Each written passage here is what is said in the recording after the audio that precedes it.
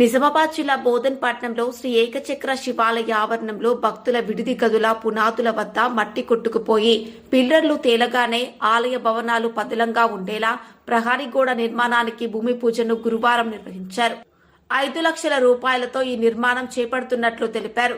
ఈ సందర్భంగా హరికాంతచారి మాట్లాడుతూ ఆలయ అభివృద్ధికి స్థానిక నియోజకవర్గ శాసన సభ్యులు పొద్దుటూరు సుదర్శన్ రెడ్డి, మాజీ మంత్రి, పట్టణ ప్రజా ప్రతినిధులు, భక్తులు, దాతలు మరియు స్థానిక ప్రముఖులు సహకరిస్తున్నారని తెలిపారు. వారందరికీ హరికాంతచారి ప్రత్యేక ధన్యవాదాలు తెలిపారు.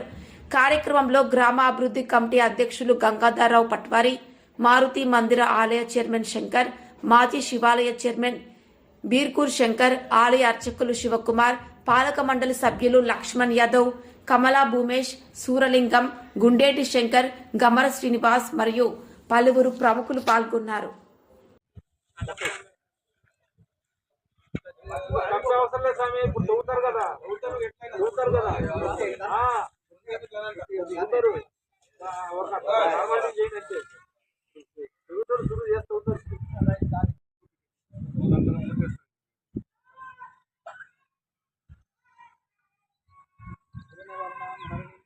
జీవనం బాగుంటుంది.